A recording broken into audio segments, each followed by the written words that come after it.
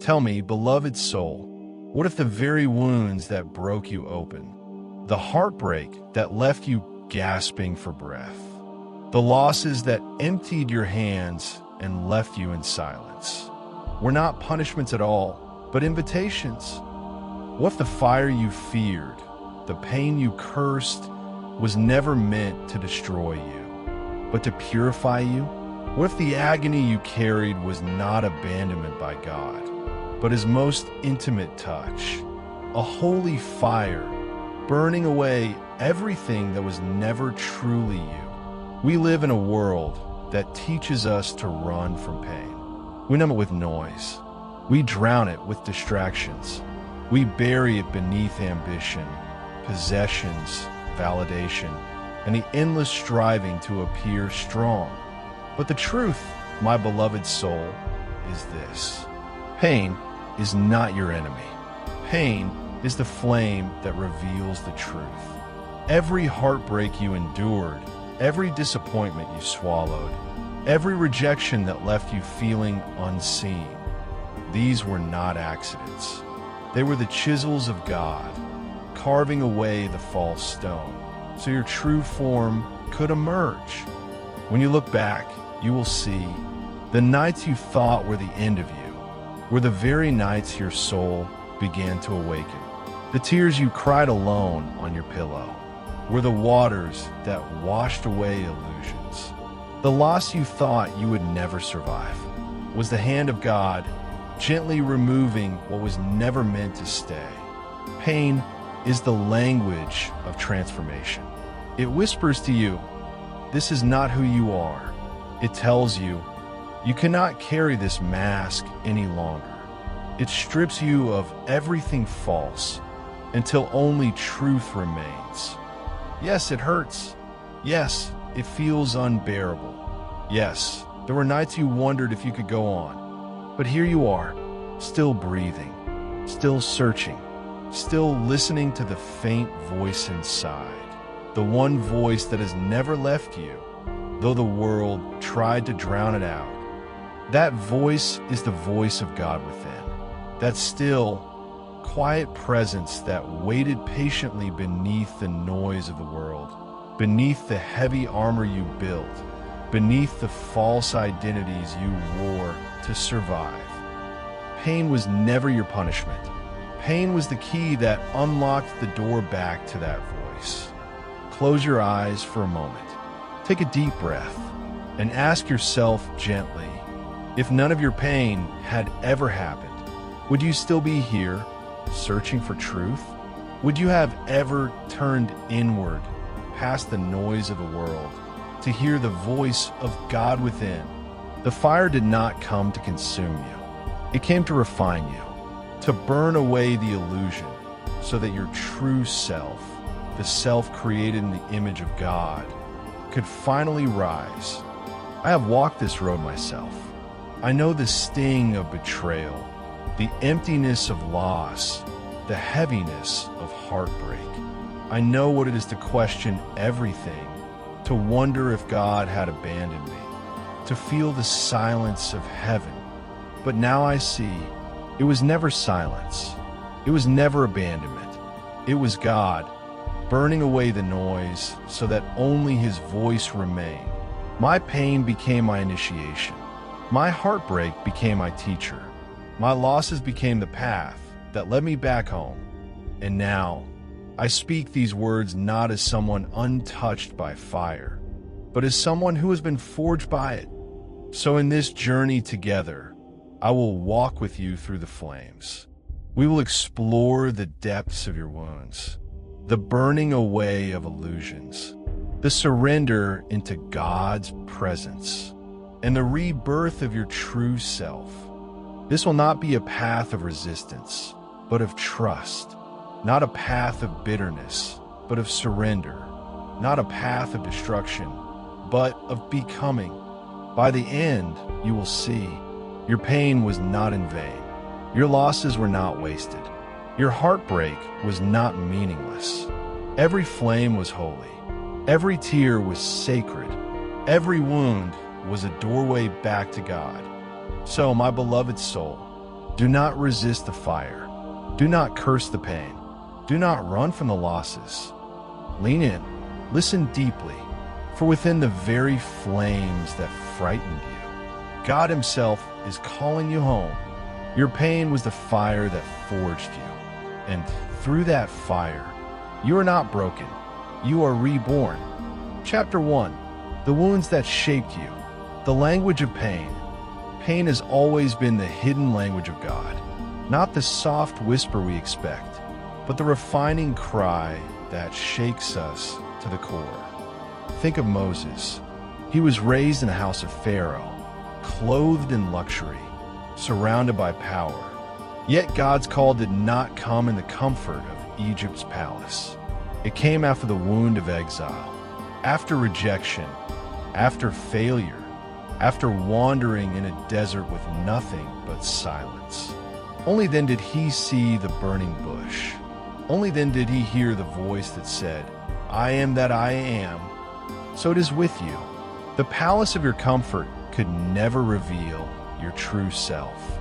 It is only in the wilderness of your pain that the voice of God becomes clear. Every heartbreak you endured, every betrayal that pierced you, was not a random cruelty. It was a parable written into your life, a language meant to awaken you. Pain says, "This is not the life you were born to live." Pain says, "You are carrying an identity that was never yours." Pain says, "It is time to return home." And though it does not speak in the tone of comfort, it speaks in the fire of truth. Every wound is a teacher. Look at the life of Job. Stripped of wealth, of family, of health, he sat in ashes, scraping his wounds with broken pottery. The world called it punishment. His friends called it judgment. But in the end, Job discovered something deeper. Even the ash heap, God was present, and what was restored to him was greater than what was lost. Your wounds are like Job's ashes. They are not evidence of abandonment, but invitations to see beyond the surface of life. A broken heart is a teacher. It shows you where you placed your identity in another human being and forgot the God who formed you. Loss is a teacher. It reveals what you thought you could not live without, only to show you that your true life was never in things, but in Him who breathes life into you. Disappointment is a teacher. It strips away illusions, teaching you that the plans of man can crumble in a moment, but the purposes of God stand eternal. Every wound has been a parable. Every scar is a scripture written on your soul. The question is not whether pain will come. The question is whether you will read the message it carries. The silent weight we carry our wounds like hidden jars of oil, pressing them down, hoping no one sees the cracks. But even oil must be poured out to reveal its worth. Think of the potter. Jeremiah was sent to the potter's house, and he saw the vessel spoiled in the potter's hand. But the potter did not discard it. He reshaped it. He pressed it, broke it, remolded it, until it became a vessel of honor. This is what pain does. It presses against the false shapes we have become. It cracks the surface. It brings us back to the hands of the potter, who refuses to discard us, but instead refashions us into something new. You see, the silent weight you carry, the heartbreak you never told anyone about, the shame you buried under layers of performance, the rejection that echoes in your chest. These are not the end of your story. They're the potter's fingerprints. They're the evidence that God is not finished shaping you. The first spark of awakening. The spark of awakening always comes in fire. Abraham was called to sacrifice Isaac. Joseph was betrayed by his brothers, thrown into a pit, forgotten in a prison. David was anointed as king, but spent years hiding in caves. Every chosen one in Scripture walked through fire before glory. And so do you. You thought the fire was proof of rejection, but it was proof of your calling. For gold cannot shine until it passes through flame. The vine cannot bear fruit until it is pruned. The seed cannot live until it is buried in the dark. Do you see the pattern? Loss, heartbreak, disappointment. These are not punishments. They are holy initiations. They are the whispers of God saying, I must burn away what is not you, so that what is eternal in you may live. And this is the first spark of awakening, to realize that your pain has meaning, to see that the fire is not against you, but for you, to know that every tear, every scar, every wound is an altar where God Himself has been at work. Close your eyes now. Breathe slowly. Remember one wound that still stings when you touch it. Bring it into your awareness. And as you breathe, whisper to your soul, this pain is not my enemy. This wound is my teacher. This fire is my refining. Let it sink in. What you thought was breaking you has been shaping you all along. Chapter 2. The fire that purifies. Why God uses fire. Fire is a strange teacher. It destroys and it transforms. It consumes and it purifies.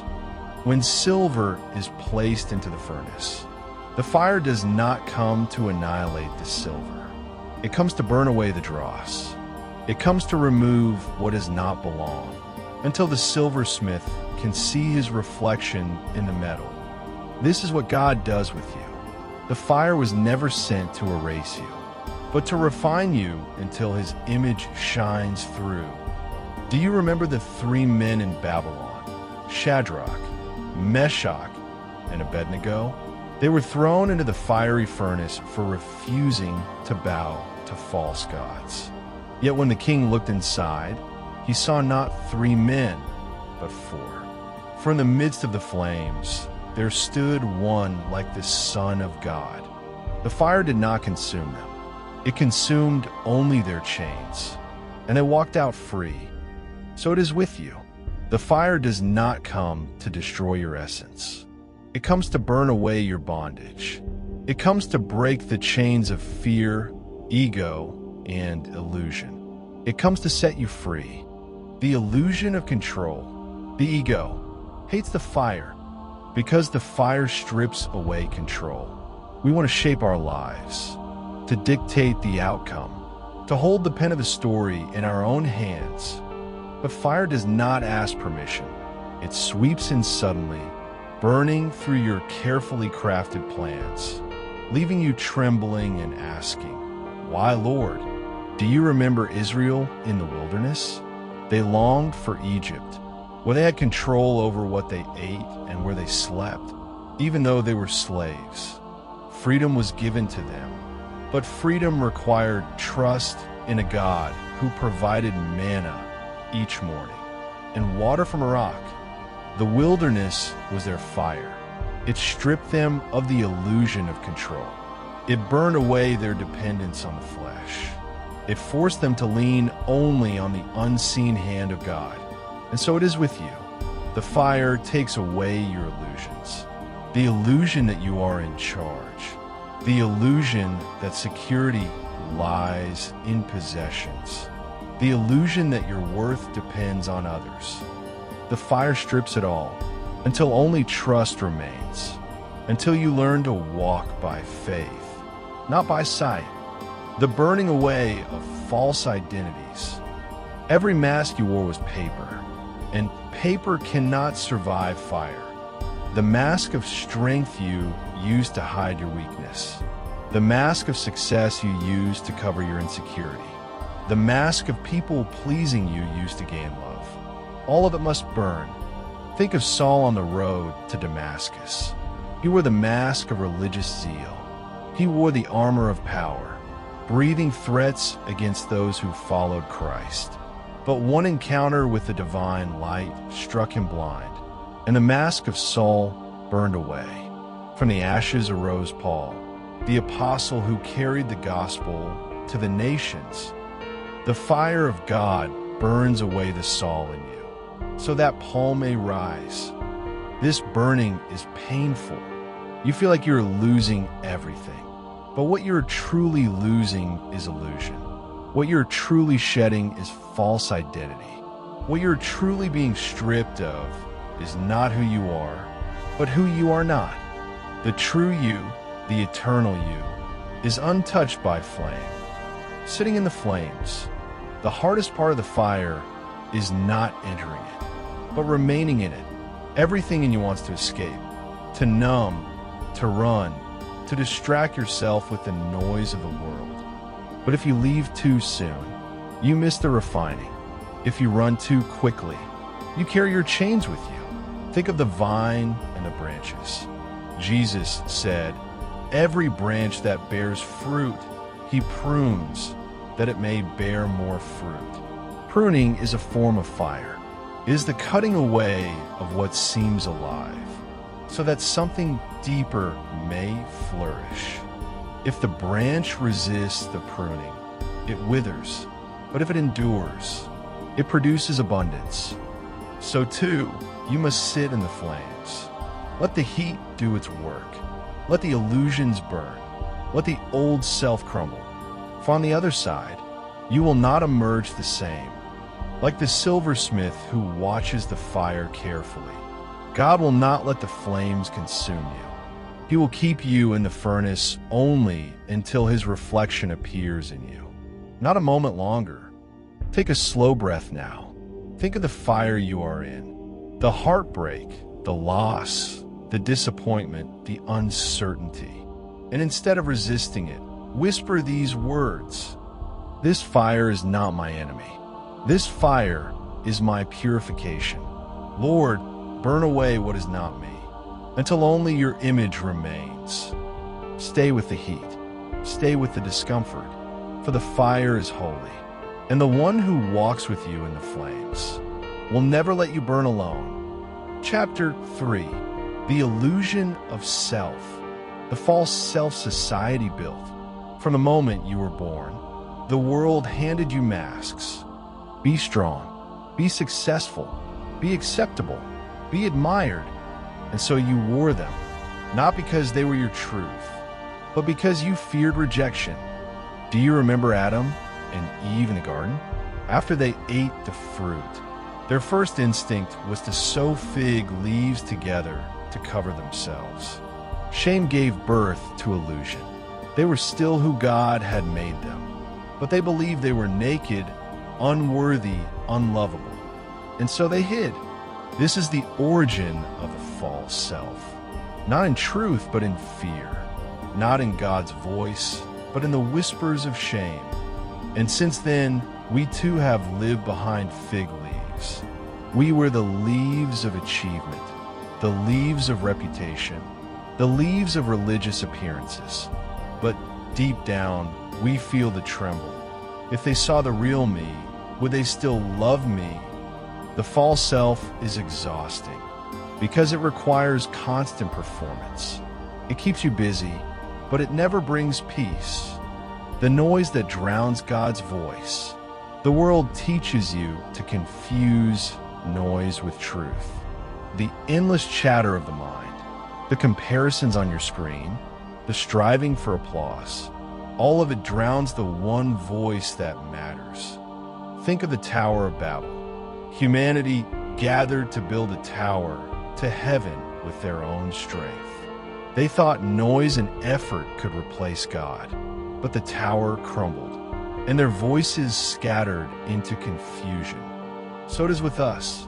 We build our towers of success, our towers of ego, our towers of image. But the higher they rise, the louder the confusion becomes.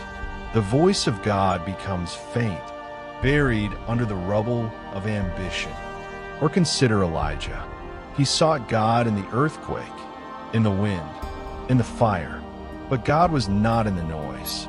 He was in the still small voice. Your illusions shout, but God whispers. And only when the shouting collapses can you finally hear the collapse of the old identity. Every illusion must eventually fall. Every false tower must crumble. And when it does, it feels like death. Think of Jonah. He ran from God, wrapped in the illusion that he could outrun his calling. But the storm came, the sea raged, and Jonah was swallowed by the great fish. For 3 days he sat in darkness, his illusions broken, until he surrendered. The belly of the whale is the collapse of the false self. It is the place where your masks dissolve, where your strength fails, where your plans are swallowed whole. And though it feels like prison, it is womb. It is the place where the old dies and the new is born. The same was true for the prodigal son. He left his father's house in the illusion of independence, spent his inheritance on vanity, until famine stripped him of everything. Hungry, broken, clothed in rags, he came to himself. He remembered his father's house, and the illusion shattered. Pain dismantles the false identity. It feels like ruin, but it is revelation. It is the mercy of God, tearing down what was never you, so you can return home to what has always been true. The call to return home when illusions collapse. A new voice begins to rise, the eternal voice that was always within you. Think of Israel in exile. They were stripped of their temple, their land, their identity as a nation. But in Babylon, they learned something deeper. God was not confined to a temple made of stone. His presence could dwell within them, even in foreign soil. So it is with you when the structures collapse, when the masks burn away, when the ego fades. You discover the one truth. God has been within you all along. The voice you could not hear through the noise becomes clear in the silence. The presence you thought abandoned you reveals it was carrying you through every fire. This is the call to return home, not to a place, not to an identity built by society, but to the still, eternal presence of God within. Close your eyes. Take a slow breath. Ask yourself gently, what fig leaves am I still hiding behind? What tower have I been building that only exhausts me? What illusions still keep me from hearing God's whisper? And then, softly, repeat these words. Lord, strip me of what is false.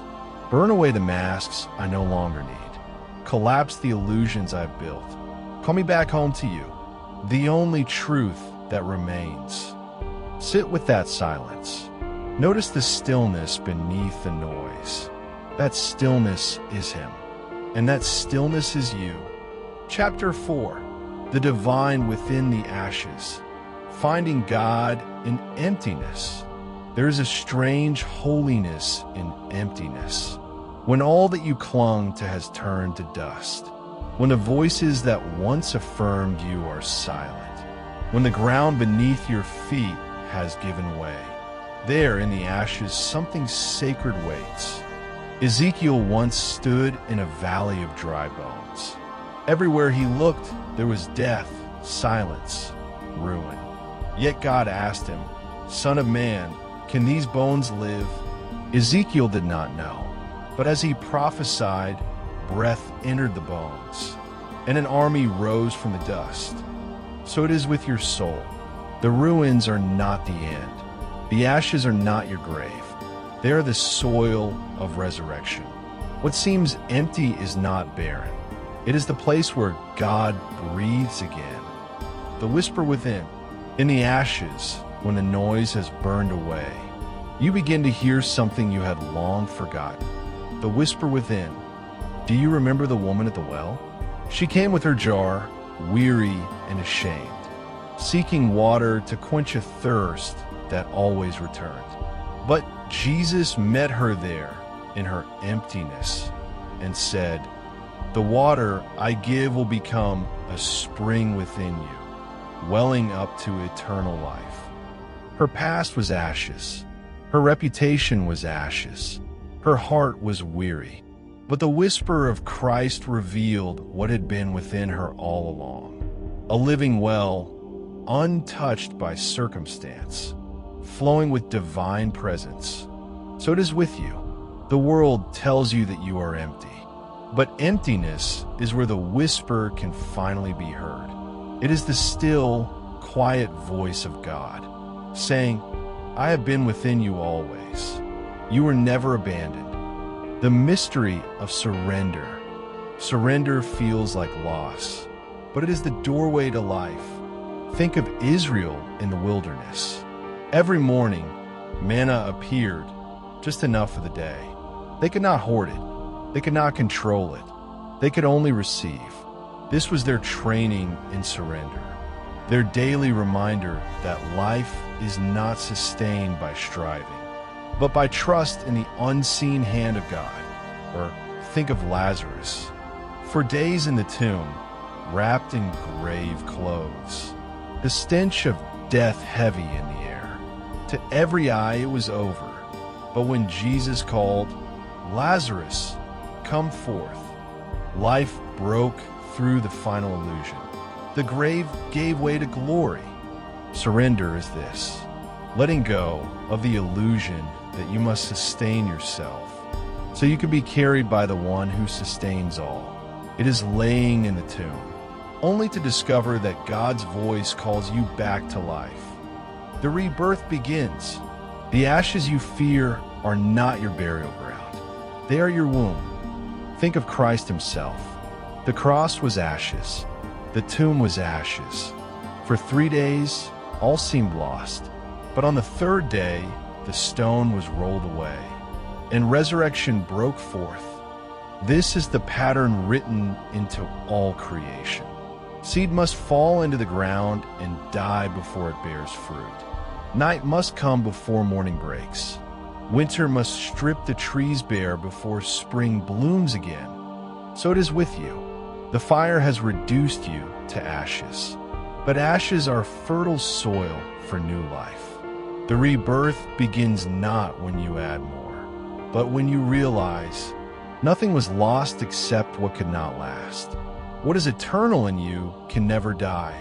Close your eyes. Breathe slowly.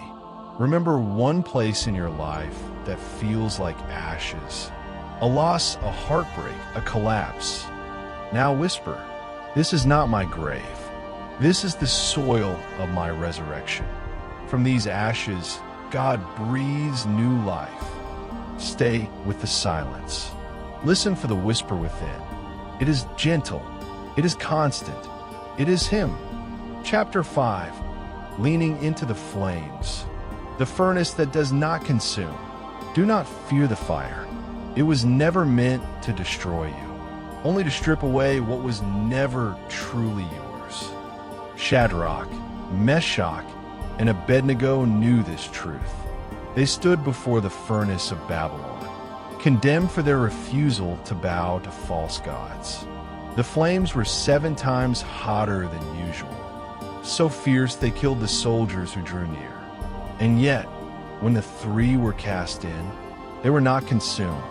The ropes that bound them burned away. But their hair was not singed, their clothes not harmed.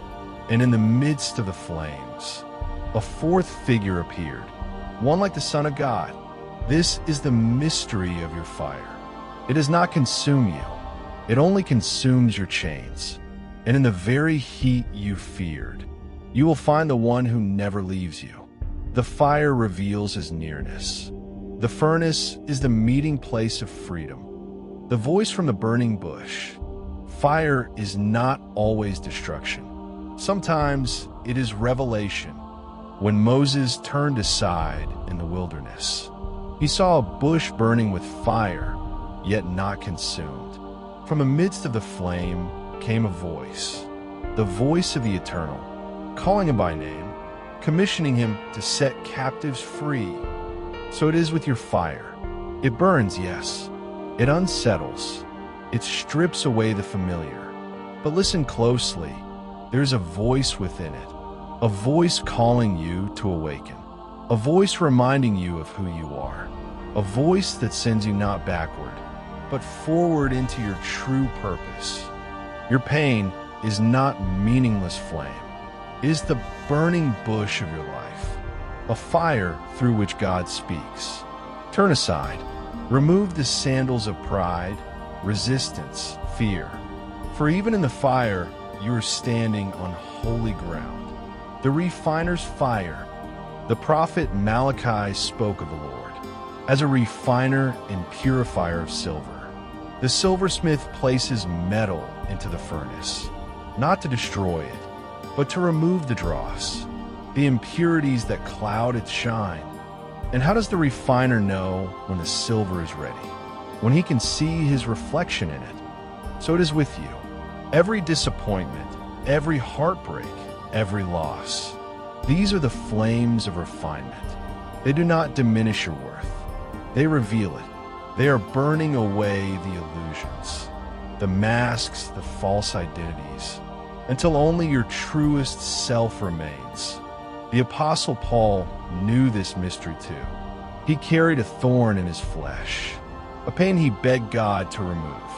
But the answer came, "My grace is sufficient for you, for my power is made perfect in weakness." The thorn was not punishment. It was fire, fire that refined Paul into humility, fire that kept his heart dependent on the strength of God. And so the fire in your life is not cruelty. It is mercy in disguise. It is the hand of the refiner shaping you until you reflect his light, passing through the waters, carried by the flame. Israel once stood trapped between Pharaoh's army and the Red Sea. Behind them, chains and captivity. Before them, waves and impossibility. But Moses raised his staff, and God parted the sea. They passed through, not in their strength, but in his. So it is with the fire. It does not ask you to be strong. It asks you to trust the one who walks with you. Like the clay in the potter's hands, you are not shaping yourself. You're being shaped. You're being held. Do not resist the fire. Lean into it. Trust that every flame, every tear, every ache is the breath of God shaping you for glory. The same God who parts seas is the same God who refines and flames. And what he refines, he also carries through. Close your eyes. Take a deep breath. Imagine the fire you are facing right now. Now whisper to your soul, "This fire is not my enemy. This fire is my refinement. I do not walk alone. The Son of God walks with me in the flames." Pause. Feel the heat as holy, not hostile. Feel the fire as presence, not punishment. Let it burn away what is false. Let it reveal what is eternal. Stay here. Stay still. Stay refined. Chapter 6. The unveiling of the true self. The robe restored. When the prodigal son returned home, he carried shame, regret, the smell of pigs, and exile. He rehearsed his confession, hoping only to be a servant.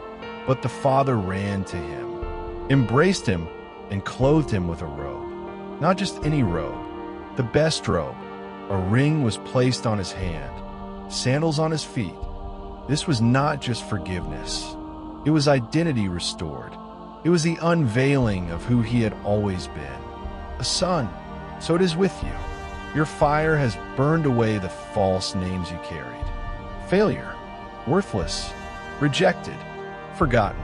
But those names were never yours. Your Father runs to you still, covering you in the robe of your true self, the robe of chosen identity, the robe of belovedness. Wrestling into identity, Jacob once wrestled through the night with a mysterious figure. He clung, refusing to let go until he received a blessing. By dawn, he was limping, but he was also renamed. No longer Jacob, the deceiver, but Israel, he who wrestles with God and prevails. This is the unveiling of the true self, not an escape from struggle, but a transformation through it. Your limp is not your shame. It is your crown. Your scars are not disfigurements. They are marks of encounter. Every heartbreak, every loss, every wound has been your wrestling match. And now the blessing comes. A new name, a new identity, a self no longer hidden in illusion. From prison to palace, consider Joseph, sold by his brothers, betrayed, abandoned, forgotten in prison. Years of ashes, years of fire, yet in one divine moment, he was called forth to interpret Pharaoh's dream. The prisoner became a ruler. The forgotten became the chosen instrument of salvation. Joseph's trials were not detours. They were the path. Every betrayal forged his wisdom. Every dungeon refined his faith. And when the unveiling came, he could look at his brothers and say, "What you meant for evil, God meant for good." This is your story too.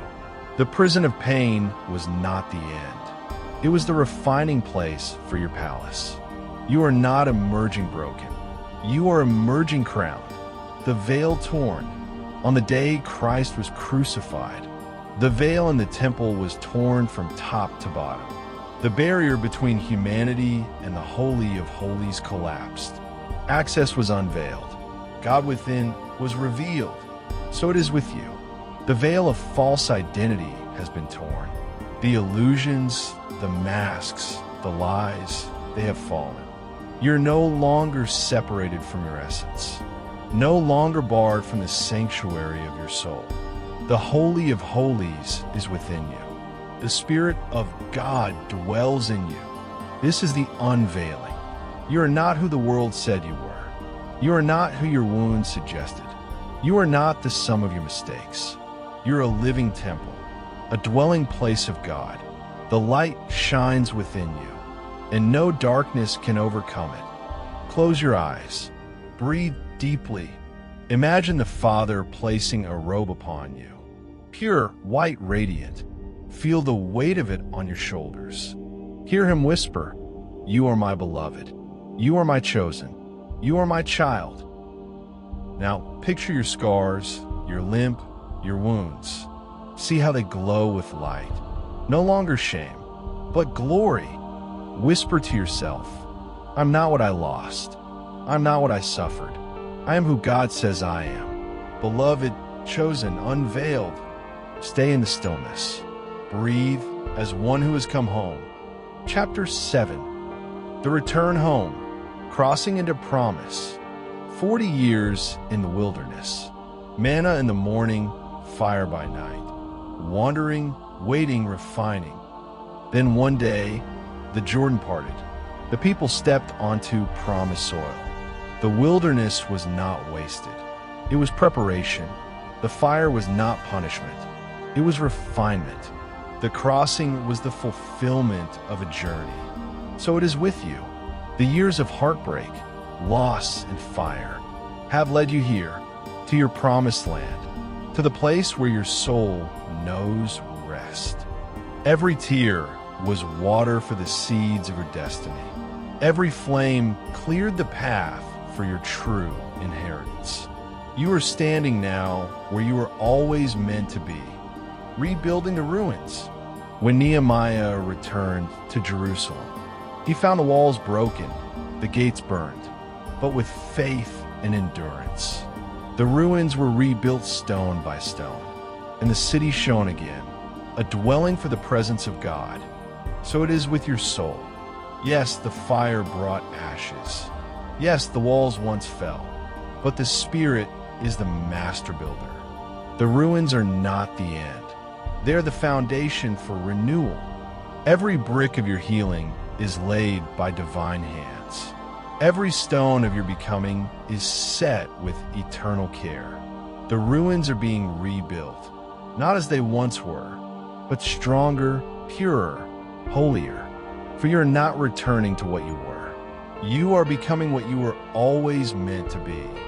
The double portion of Job. Job lost everything: wealth, family, health. His body broken, his soul crushed. his friends accusing him of secret sin. Yet Job never abandoned the cry of his soul toward God. And in the end, what was lost was restored. Not just restored, but doubled. The fire did not leave Job empty. It left him expanded. His wounds became the soil of abundance. So it is with you. What you thought was taken forever becomes the ground for divine restoration. The fire has not left you with less. It has prepared you for more. More wisdom, more compassion, more intimacy with God, more capacity to love and to live. You will see the double portion. And when you do, you will know it was never your striving, but His mercy, resurrection, and the eternal home. Christ rose from the grave. The stone rolled away. Death defeated. Life eternal unveiled. His resurrection is not just history. It is the pattern written into your soul. Your ashes are not final. Your death is not the end. Resurrection pulses through your being. The light of God within you cannot be extinguished. And one day, all of this points to the final home. The New Jerusalem, descending from heaven. A city where there are no more tears, no more pain, for God dwells with His people, and they shine in His light. But even now, the homecoming begins within. Your soul is already that temple. Your being is already that city. The presence of God is your eternal dwelling. This is the return home, not to a place, but to a presence, not to what was, but to what always is. Close your eyes. Take a long, deep breath. Imagine yourself walking across the Jordan, the wilderness behind you, the promise before you. See the walls of your soul being rebuilt, stone upon stone, shining stronger than before. Now imagine the Father placing a crown on your head, like David at last recognized as king. Feel the oil of anointing running down, marking you as chosen, refined, restored. Whisper to your soul, I have returned home. The fire has not destroyed me. The fire has revealed me. I am whole. I am beloved. I am eternal in Him. Stay in the stillness. Rest in the embrace. You are home. The stillness after the fire. The journey remembered. Beloved soul, we have walked together through the wilderness of pain. We have stood in the flames. We have sat in the ashes. We have wrestled, wept, surrendered, and waited in the silence. And now look, you are still here, not as you were, but as you are, refined, unveiled, transformed. Do you see it? The pain that once threatened to undo you was never your undoing. It was your becoming. Every loss was a teacher. Every heartbreak was a midwife.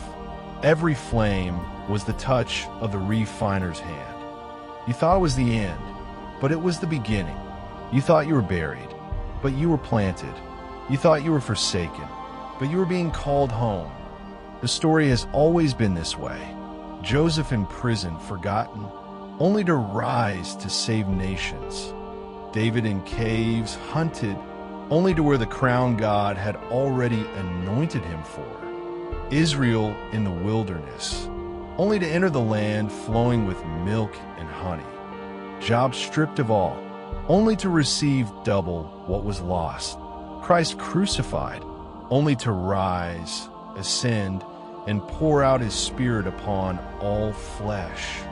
And you, beloved, wounded, refined, broken open, only to be unveiled as who you truly are. Chosen, beloved, eternal. The temple of God's own Spirit. Hear this clearly. You are not your wounds. You are not your past. You are not the ashes. You are gold refined. You are silver purified. You are a vessel of divine light. You are the prodigal clothed in the best robe. You are Jacob renamed, Joseph restored, David crowned, Job doubled. You are the temple whose veil has been torn.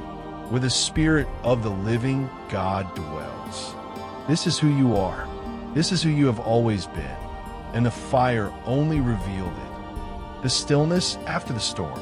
There comes a moment after the storm when the winds grow silent, when the sea grows calm, when the air smells of renewal. That is where you are now. The striving ceases, the illusions fall, the noise fades, and you can finally hear the one voice that has always mattered. The whisper of God within. It says, "You are mine. You are safe. You are whole.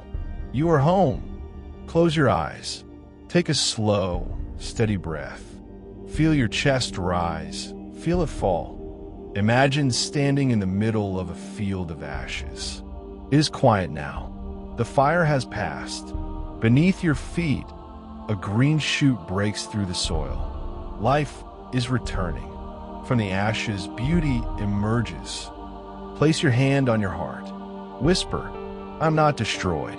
I am transformed. The fire was my refining. The ashes are my soil.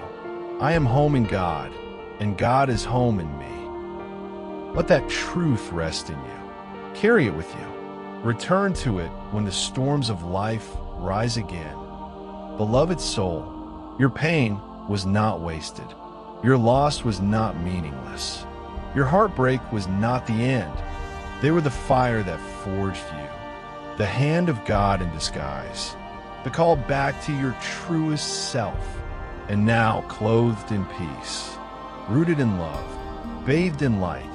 You rise, go forward, not with fear, but with stillness, not with striving, but with presence, not with illusion, but with unveiled truth. For the kingdom is not far off. It is within you, and you, my beloved, are finally home. Your pain was the fire that forged you. The ashes were not your grave, but your garden. The fire was not your enemy, but your refiner. And now, unveiled and restored, you walk not in striving, but in the stillness of God within. Welcome home. Place your hand on your heart and say this: "The fire did not consume me, it refined me. The ashes did not bury me, they birthed me. The pain did not end me, it unveiled me. I am beloved, I am whole, I am eternal in Him. I am home."